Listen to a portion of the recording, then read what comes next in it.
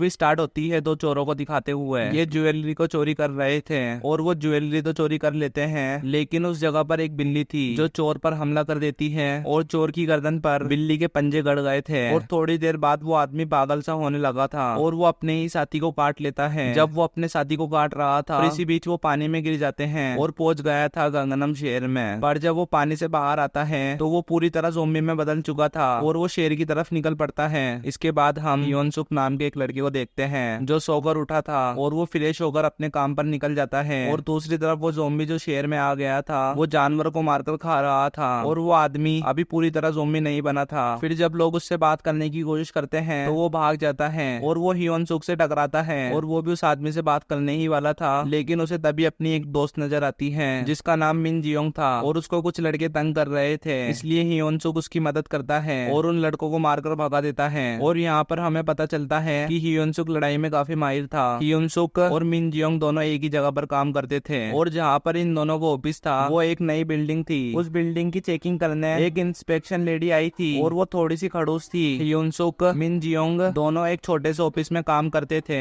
उनकी कंपनी एक YouTube channel चलाती थी और हम यहीं पर हियोन सुक के बॉस को भी देखते हैं जिसकी नजर हमेशा मिन जियोंग पर रहती थी। और ये बात हियोन सुक को बिल्कुल भी अच्छी नहीं लगती थी क्योंकि वो मिन जियोंग को बहुत पसंद करता था। उधर हियोन सुक का दोस्त भी था जो इनके साथ काम करता था। फिर हम उस ज़ोंबी को देखते हैं जो शहर में आ गया था और उस ज़ोंबी की नजर हियोन सुक के ऑफिस की बिल्डिंग पर थी और टीवी में भी इस ज़ोंबी के बारे में बताया जा रहा था जिसको हियोन सुक ने पहचान लिया था। और ये सब डर गए थे क्योंकि वो ज़ोंबी इनके एरिया में ही फिर रहा था। फिर हियोन सुक के ऑफिस में पानी वाला आता है और इनका बॉस उसको देखकर छुप जाता है क्योंकि इनका काम इतना खराब था ये पानी वाले को भी पैसे नहीं दे पाए थे और पानी वाला यहाँ से चले जाता है। और जब वो अपनी गाड़ी के पास जाता है तो उसको वही ज़ोंबी आकर काट लेता है और उस आदमी का खून पीने लगता है। और जब ज़ोंबी उस आदमी को मारकर खड़ा होता है तो वो गाड़ी के शीशे में खुद को देखकर रोने लगता है। इसका मतलब ये था ज़ोंबी के अंदर कहीं ना कहीं तो इंसानियत बाकी थी, लेकिन अब वो और भी ज्यादा पागल होने लगा था। और उधर बिल्डिंग के अंदर इंस्पेक्शन लेडी बाथरूम को चेक करने आती है तो गार्ड्स को बहुत डांटती है और कहती है इतने गंदे बाथरूम क्यों हैं, और कहती है मैं तुम्हें इस बिल्डिंग से निकलवा दूंगी। फिर वो चिल्लाने की आवाजें सुनते हैं और इंस्पेक्शन लेडी जब बाहर आकर देखती है तो ऑफिस में भगदड़ मची हुई थी और एक ऑफिस के अंदर से लोग भाग रहे थे। और जब वो इंस्पेक्शन लेडी देखती है तो उसके होश उड़ जाते हैं। उस ऑफिस में बहुत से लोग ज़ोंबी बन चुके थे।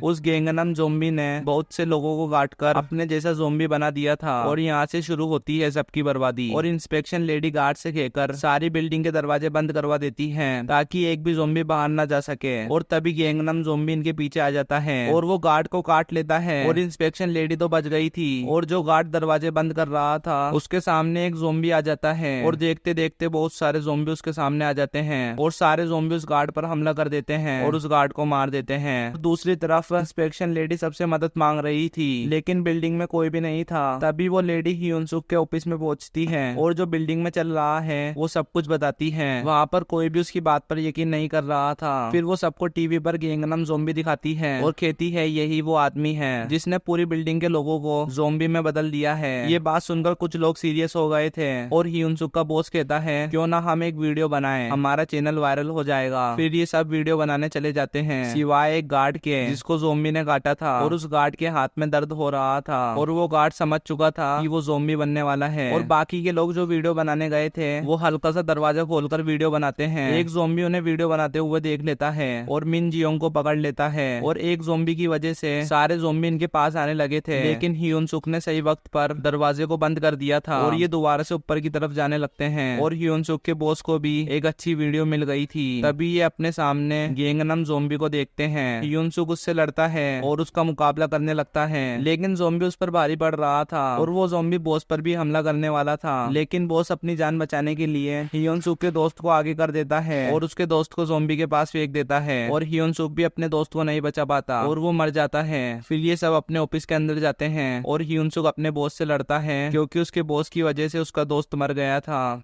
फिर मिन जियोंग उनकी लड़ाई छुटवाती है और इंस्पेक्शन लेडी यहाँ पर सबको बताती है कि हम यहाँ से बाहर नहीं जा सकते, मैंने सारे दरवाजों को बंद करवा दिया था और हम इस बिल्डिंग में फंस चुके हैं। और तभी पीछे से गार्ड उस पर हमला कर देता है जिसके हाथ पर ज़ोंबी ने काटा था और वो गार्ड भी पूरी तरह से ज़ोंबी बन चुका था। हियोन सुक उसकी मदद करने की कोशिश करता है लेकिन ज़ोंबी ने उस लेडी को काट लिया था। और मिन जियोंग और बॉस जब बाहर आते हैं तो एक ज़ोंबी इन पर हमला कर देता है और एक बार फिर बॉस अपनी जान बचाने के लिए मिन जियोंग को ज़ोंबी के आगे फेंक देता है, लेकिन सही वक्त पर हियोन सुक आकर मियोन सुक को बचा लेता है और ज़ोंबी बॉस को ही काट लेता है। और अब पूरी बिल्डिंग में ज़ोंबी फैल चुके थे और इस पूरी बिल्डिंग में सिर्फ 2 इंसान बचे थे, हियोन सुक और मिन जियोंग। और ये दोनों अपनी जान बचाने के लिए इधर उधर भाग रहे थे। फिर ये दोनों एक जगह पर रुककर आराम करते हैं और मिन जियोंग थक कर सो गई थी और ये अपने सपने में देखती है बॉस ने इसे काट लिया है और डर कर उठ जाती है। और हियोन सुक को एक आइडिया आता है और वो रेडियो को चलाकर लटका देता है ताकि सभी ज़ोंबी उसके पास आए और बिल्डिंग से बाहर निकलने का रास्ता साफ कर दें, जिससे ये आसानी से बिल्डिंग के बाहर जा सकते हैं। और उस रेडियो की आवाज सुनकर बेहोश ज़ोंबी भी जाग गए थे